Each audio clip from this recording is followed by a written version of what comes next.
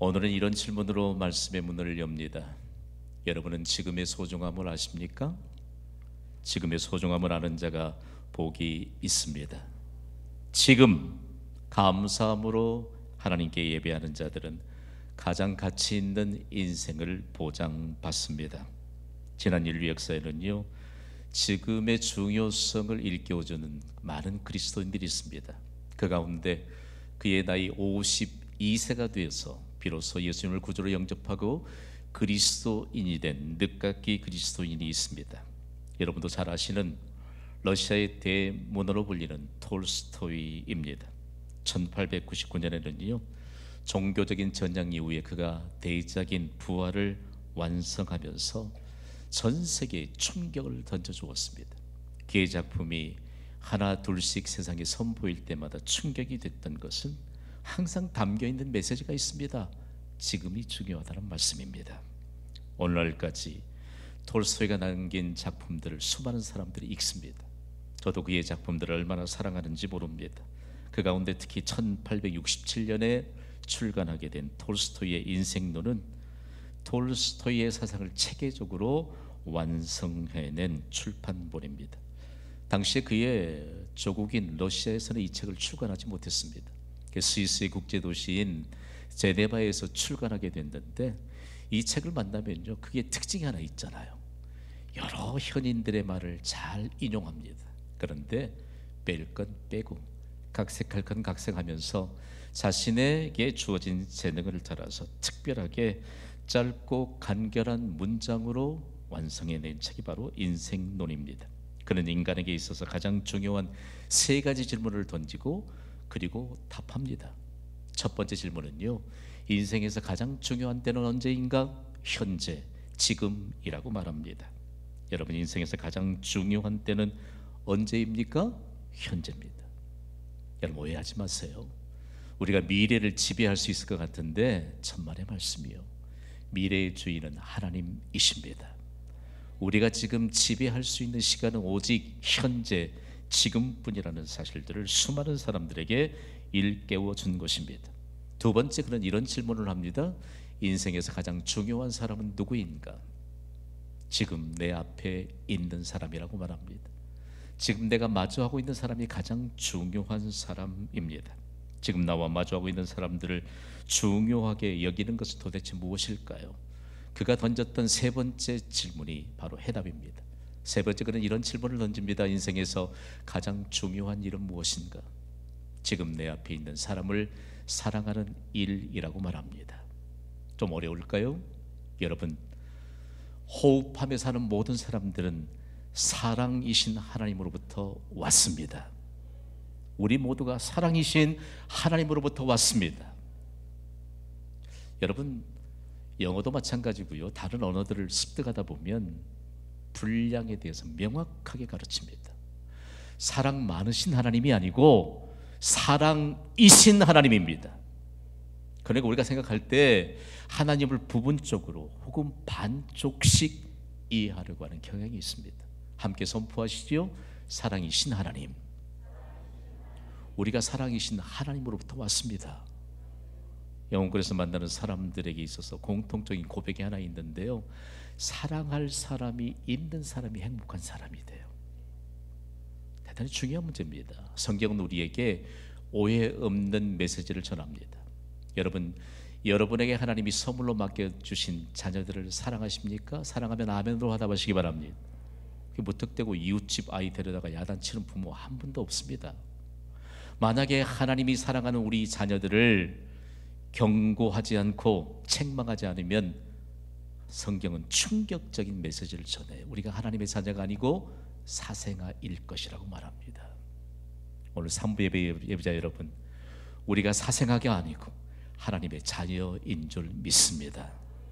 우리가 사랑이신 하나님과 함께 더불어서 살고 있는데, 우리가 지금 가장 중요한 현재를 살고 있고, 현재 나와 마주하고 있는 사람이 가장 중요한 사람이고 그를 사랑하는 일이 가장 중요한 일일진데, 우리는 이 예배를 통해서 우리의 인생의 전환점을 마련해야 될 것입니다. 누구보다도 지금의 소중함을 일깨워줬던 톨스토이의 기독교 신앙은요, 그의 삶에 있어서 중요한 핵심이었습니다.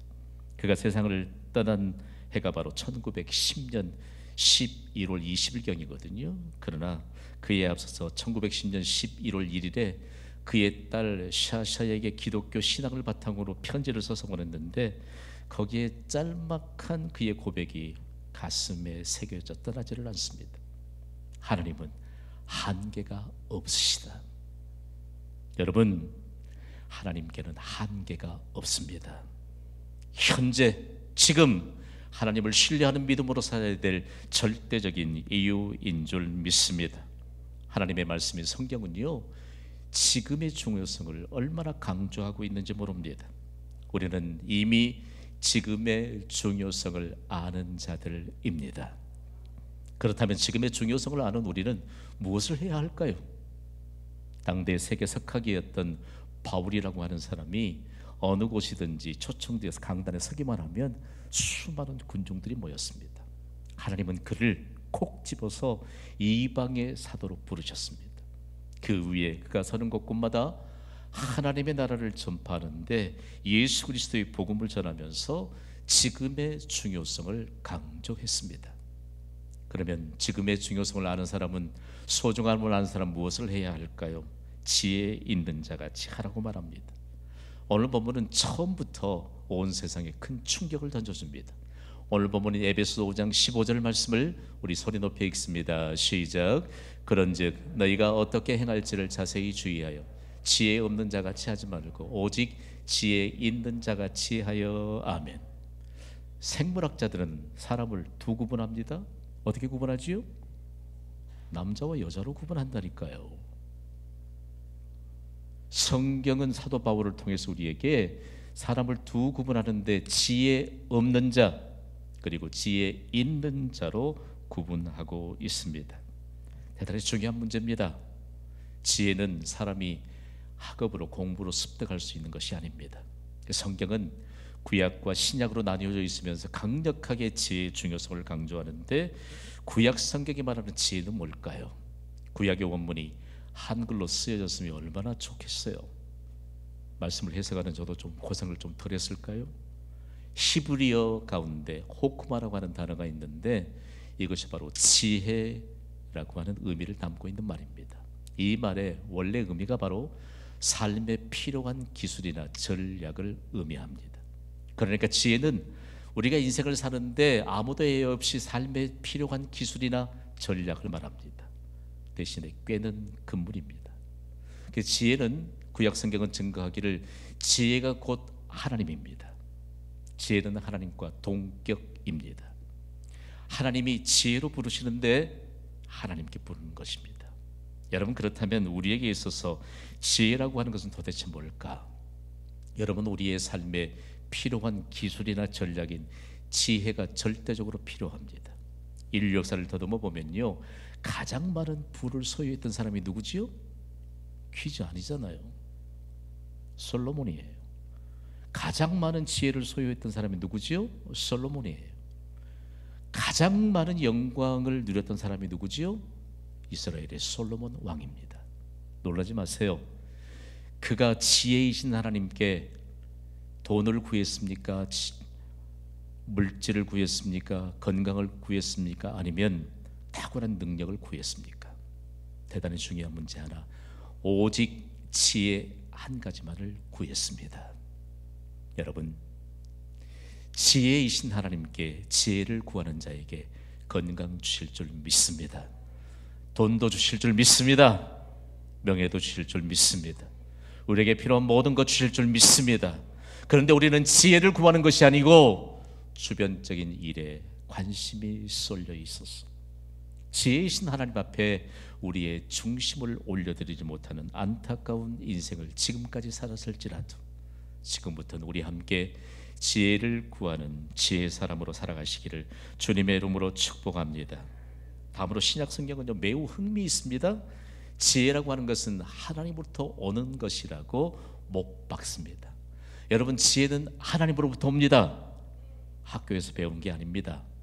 그런데 신약 성경의 원문인 헬라어는 소피아라고 하는 단어를 사용하고 있는데, 이 단어는요 학적으로도 매우 인정받는 단어입니다.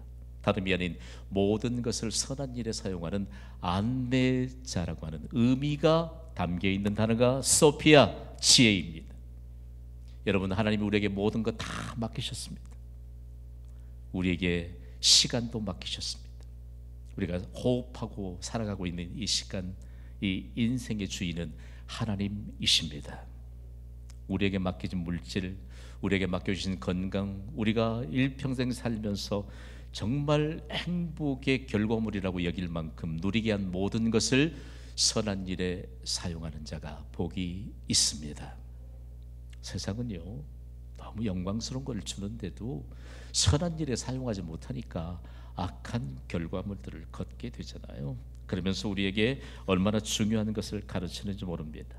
여러분, 지금의 소중함을 아는 지혜 있는 자처럼 우리 삽시다. 하나님이 우리 인생에 해답을 주세요. 우리가 고민하는 것, 우리가 염려하는 것, 그런 게 다 들춰보면 지혜가 없다. 지혜를 구하지 않았다. 생각해 보세요. 우리에게 주어진 시간을 선한 일에 사용하면 개인과 타인에게도 유익한 결과물이 생깁니다. 아멘 하시기 바랍니다. 하물며 물질, 하물며 우리가 사용할 수 있는 모든 것을 하나님이 오늘 우리에게 말씀하신 지혜 바탕 위에서 사용한다면요 우리의 인생은 차원이 달라집니다. 이제 우리는 지금의 소중함을 알면서 지혜 있는 자같이 사는 자들이라고 하는 자존감을 높이시기를 바랍니다. 그러면 지금의 소중함을 아는 자들은 무엇을 해야 할까? 두 번째로 세월을 아끼라고 말합니다. 오늘 본문의 에베소서 5장 16절은 온 세상을 향해 더 큰 충격을 던져줍니다. 우리 소리 높여 읽습니다. 시작. 세월을 아끼라, 때가 악하니라. 아멘. 성경이 좀 모순일까요? 세월은 어디 저축해 둘 데가 없습니다. 아마 시체말로 세월을 저축해 둘 수 있는 곳이 있다면 대박 날걸요. 그러나 세월은 저축해 둘 수 없습니다. 여러분, 물질을 얼마나 저축하면 이자까지 만들어낼 수 있을지 모르지만 세월은 저축해 둘 수 없습니다. 이 세월을 아끼라라고 하는 말씀은요 강력한 경고의 메시지입니다. 시간을 아무렇게나 여기지 말고 귀중히 여기라는 말씀입니다. 여러분, 저를 한번 주목해 보세요. 우리 지금 경신교회 저와 더불어서 길게는 17년 넘도록 함께 사셨잖아요. 제가 시간을 좀 허비하며 사는 사람 같습니까? 아니면 시간을 잘 사용하는 사람 같습니까? 입장이 곤란하십니까? 중요한 문제입니다. 저는 하나님 앞에 시간 주신 하나님께 얼마나 감사한지 몰라요. 어느 날 새벽 기도 시간입니다. 제가 꼭 그렇게 이끌면서 기도했습니다. 하나님, 이 시간까지 생명을 연장시켜 주신 하나님 감사합니다. 그분에게 은혜의 문이 열린 것입니다. 아, 내가 사는 인생인가? 아니요. 하나님이 지금까지 생명을 연장시켜 주시지 않으면 우리는 그 어떤 것도 더 이상 누릴 수가 없습니다. 시간을 귀중히 여기시기를 바랍니다. 시간은 금이다? 잘못된 표현입니다. 그러면 금으로 시간을 살 수 있게요? 천만의 말씀입니다. 그래서 저는 세월을 아끼라는 말을 이런 현대적인 해석으로 여러분과 함께 나누고 싶어요.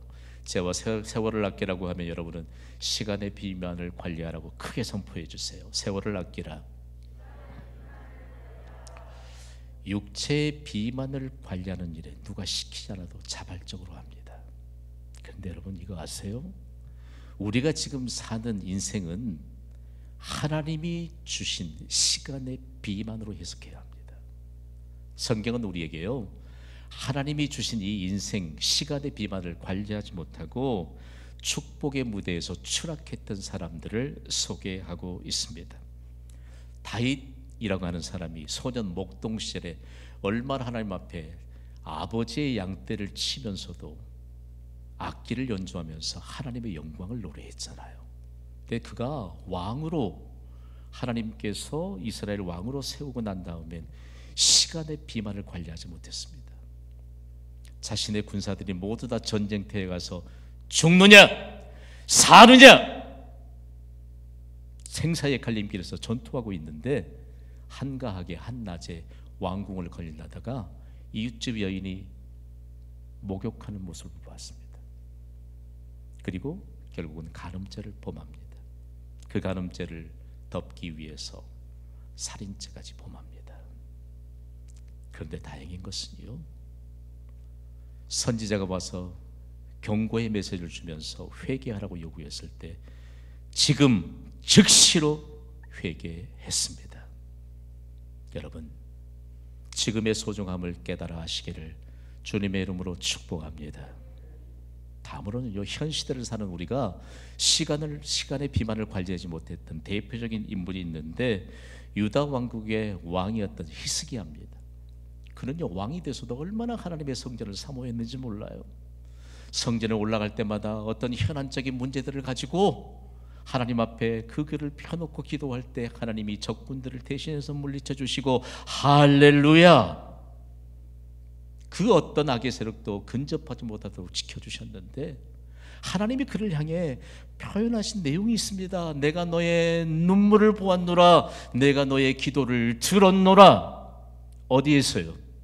하나님이 임재하시는 성전에서. 하나님의 성전을 오르기를 그렇게 기뻐했습니다. 그래도 오늘날 그에게 불치병이 찾아왔습니다. 그런데 더 청천벽력과 같은 소식은 하나님이 선지자를 통해서 이제는 히스기야의 인생을 정리하라고 말합니다. 유언도 하고 왕위도 물려주고 모든 것 다 정리하라는 것입니다. 그런데 그는 하나님 앞에 생명을 주관하신 하나님 앞에 기도합니다. 성전에는 올라가지 못하지만 그의 침상에 누워서 성전이 있는 곳을 향해 겨우 몸을 뒤척이면서 벽을 바라보면서 벽 너머엔 하나님이 임재하시는 성전이 있기 때문에 하나님을 향해 기도합니다. 그가 하나님의 성전에 오르기를 얼마나 사모했는지 하나님은 그에게 불치병을 고쳐주셨습니다. 그리고 생명을 몇 년 연장시켜 주셨지요? 15년을 연장시켜 주셨습니다. 퀴즈할까요? 히스기야가 15년을 잘 관리했나요? 잘 못 관리했나요? 더 멀어주신 시간 관리를, 시간 비반을 관리하지 못했습니다. 그의 인생을 사는 동안까지 하나님이 그에게 입혀주신 그 영광스러운 일들을 자기의 교만에 앞서가지고 강대국이었던 바빌론으로부터 온 사신에게 국가의 비밀을 다 보여주고 맙니다. 이건 내가 한 일이야 라고 하면서 중요한 국가 기밀을 다 누설하고 맙니다. 하나님이 지적하세요. 히스기야 왕 때엔 그에게 하나님의 심판이 임하지 않았지만 히스기야의 후손에 대해 하나님의 심판이 임했습니다. 오늘 부모된 여러분 대에 시간 비만을 관리하지 않아도 여러분에게 하나님의 진노가 임하지 않으면 다행일까요? 전 그렇게 생각하지 않습니다. 우리에게 주어진 인생 매 순간이 시간의 비만 관리로 주신 것입니다. 우리의 후손들이 우리의 시간 관리로 인하여 복받는 후손들이 되기를 주님의 이름으로 축복합니다. 우리의 인생 잘 사는 거 너무 중요하지요. 세월을 아끼라고 하는 이 하나님의 말씀을 생명처럼 지켜온 한 가문이 있습니다. 나중에는 여러분의 가문이 되기를 바랍니다. 미국의 한 가문이에요. 금세기에 영향 있는 목사로 일컫는 미국의 존 파이퍼 목사는 어려서부터 자신의 집에 걸려있는 이런 문구를 보고 자랐습니다. 우리 함께 읽어보시죠. 시작. 오직 한 번뿐인 인생 곧 지나가리라. 오직 그리스도를 위해 한 일만 영원하리라. 아멘. 경신교회 성도님들 늘 보시죠. 어디에 있어 이 문구가? 저거 떼버리면 어떻게 해요 하시려고. 새겨야 돼. 제가 1년 365일을 저거 걸어놓을까 해요. 뗐다가 절기를 따라서 현수막이 바뀌잖아요. 그러면 잊어버린 것 같아. 여러분, 오직 한 번뿐인 인생 곧 지나갑니다. 그러나 한 번뿐인 인생을 통해서 우리는 영원한 생명을 누릴 줄 믿습니다. 영원한 즐거움을 함께 누립니다. 그렇다면 지금 소중함을 깨달아야 합니다. 그가 어렸을 때 이 문구를 보고 자라면서 목사가 됐잖아요. 그리고 묻혀버릴 뻔한 이 문구가 전 세계를 향해 확산되기 시작했는데, 제가 이 문구를 미국에서 직수입해 왔습니다. 대단히 중요한 문제입니다, 여러분. 세월을 아끼라, 시간의 비만을 관리하라. 하나님이 내게 주신 이 시간, 오늘 우리가 무엇을 행해야 할 것인가? 저는 지금까지 여러분과 함께 이런 아주 강력한 메시지를 함께 선포했습니다. 다 함께 선포하겠습니다. 시작. 당신의 인생을 허비하지 마십시오. 오늘 옆에 계신 분들이 얼마나 축복의 주역인지 몰라요. 우리 함께 축복합시다. 당신의 인생을 허비하지 마십시오. 시작. 중요합니다. 여러분, 예수 그리스도의 피값으로 세워진 교회는요, 우리의 인생을 허비하지 않도록 지금 무엇을 해야 할 것인가를 가르쳐주는 곳이 교회입니다. 여러분, 교회는 그냥 다니는 곳이 아닙니다. 교회는 여러분이 그냥 다니는 곳이 아니에요. 교회에 우리의 자손의 복이 달려 있습니다. 어떤 분들은 찬양하면서 막 눈물 흘리잖아요. 자손 대대로 박을 복은 무궁무진한 줄 믿습니다. 지금 소중함을 깨달아야죠. 그리고 지금 우리가 인생을 그리스도를 위해 일함으로 자손들에게 영화로운 복을 계승할 수 있도록 이 축복의 길을 열어주어야지요. 교회는요, 세상의 달력과는 다른 교회력이 하나 있습니다. 교회력. 여러분, 예수 그리스도는 온 세상 모든 만물의 창조주이신 줄 믿습니까? 예수 그리스도가 이 땅의 모든 만물의 주인이신 줄 믿습니까?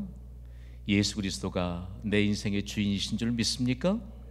그러니까 교회력은요, 예수 그리스도께서 시작이시고 주인 되시고 그리고 영원의 주인이시기 때문에 예수 그리스도를 중심으로 교회력이 있습니다.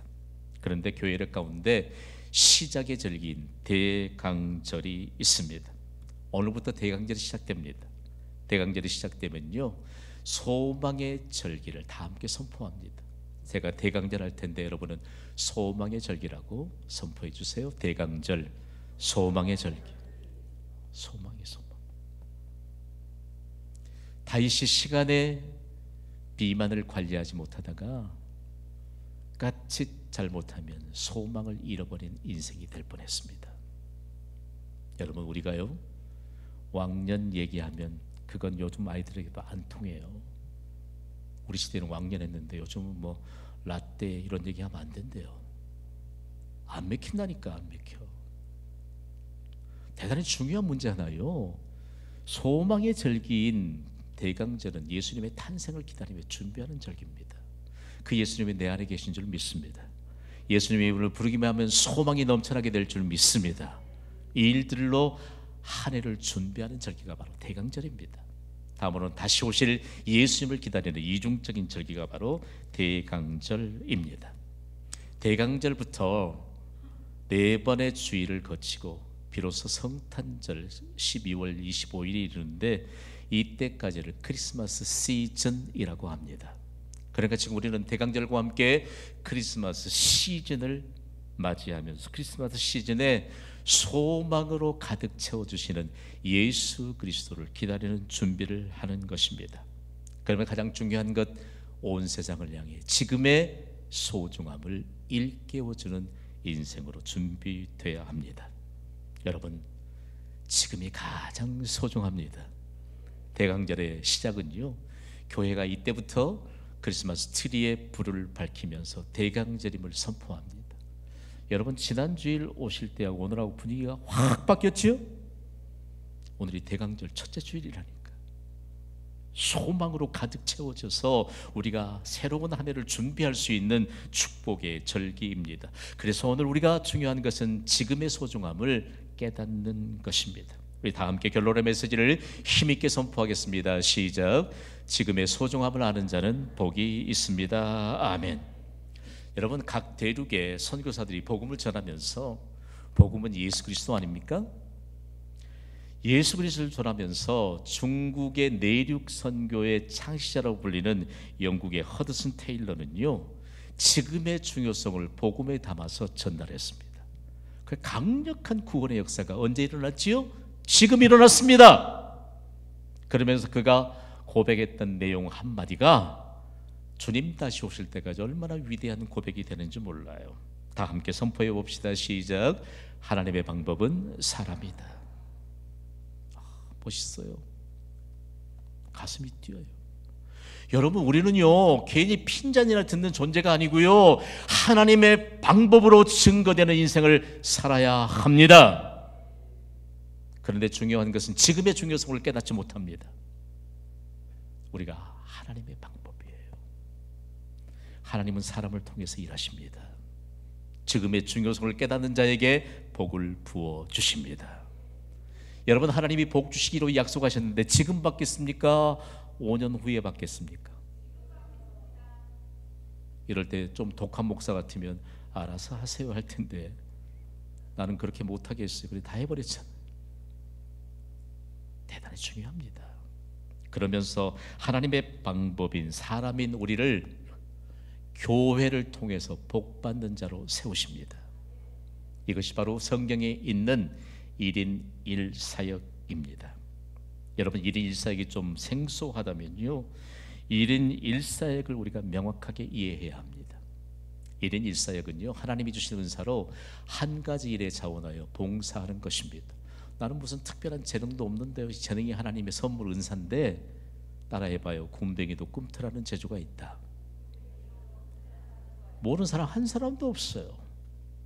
하나님은 우리가 복받을 일을 우리가 섬기는 교회에 다 맡겨두셨습니다.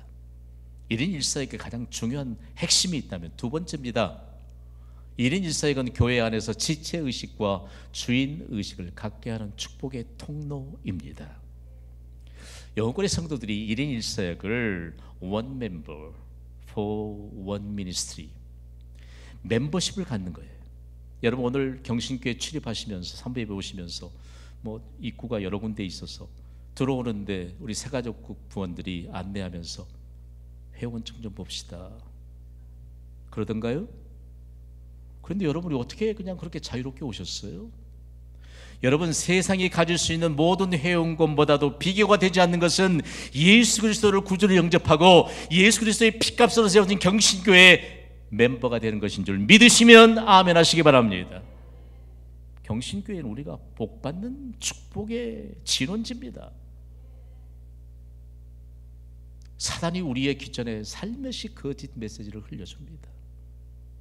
교회는요 비평가들을 만들어내는 곳이 아니에요. 교회는 내가 받은 은혜를 누구에게든지 나눌 수 있는 은혜가 풍성한 그리스도인 한 사람을 만들어내는 곳이 교회임을 믿으시면 아멘 하시기 바랍니다. 대단히 중요해요. 그리고 우리가 주인의식을 갖는다면 얼마나 중요한 인생을 펼칠지 몰라요. 그래서 1인 1사역으로 교회에서 봉사가 될 때 우리는 가장 큰 영광을 누릴 수 있습니다. 로마 제국이 자랑했던 도시들이 몇 개가 있습니다. 그 가운데 고린도라고 하는 도시는요 정말 흥왕한 도시였습니다. 돈을 맡겨주니까 하나님이 주시는 지혜가 없기 때문에 그냥 음란을 위해서만 그 돈을 다 썼습니다. 지금도 고대 고린도 가면 그냥 눈을 못 뜰 정도입니다. 추악하게 타락한 도시, 하나님이 물질을 부어주셨어도 선한 일에 사용하지 못하는 안타까움 때문에 불명예를 안고 있는 그 도시에 교회가 세워졌습니다. 당신 어디 출신입니까? 물어보면 우리 같으면 광주 광역 출신이라고 자랑스럽게 말할 텐데 고린도 출신이 고린도 출신이라고 말하지 못해요. 고린도서 왔다 그러면 완전히 저급한 인간으로 취급하기 때문입니다. 그곳에 교회가 세워지더니 고린도 시민들이 고린도 교회를 섬기는 성도들을 봅니다. 그러면서 그들이 하나님의 교회에서 자신이 받은 은사대로 봉사하는데 하나님이 상 주시는 것을 봅니다. 이 배경으로 고린도전서 3장 8절은 이렇게 기록하고 있거든요. 읽습니다. 시작. 각각 자기가 일한 대로 자기의 상을 받으리라. 여러분, 오해하지 마세요. 사단에게 속지도 마세요. 교회는요 각각 자기가 일하는 대로 하나님이 상 주시는 하나님의 손길을 나타내 주시는 것이 교회입니다. 150만 광주광역 시민들이, 경신교회를 섬기는 모든 동역자들이 각각 자기가 일한 대로 상 주시는 하나님의 손길을 바라볼 수 있게 되기를 주님의 이름으로 축복합니다. 그러면서 고린도 교회를 통해서 얼마나 지금의 중요성을 일깨워준 교회였는지 사도 바울은 고린도 교회를 향한 두 번째 서신인 고린도 후서 6장 2절에 이런 메시지를 전달했습니다. 소리 높여 읽습니다. 시작. 보라, 지금은 은혜 받을 만한 때요, 보라, 지금은 구원의 날이로다. 지금의 소중함을 아는 경신교회 동역자들이요, 지금의 소중함을 삶으로 실천하여 상받는 인생을 사시기를 주님의 이름으로 축원합니다. 반주해 주세요.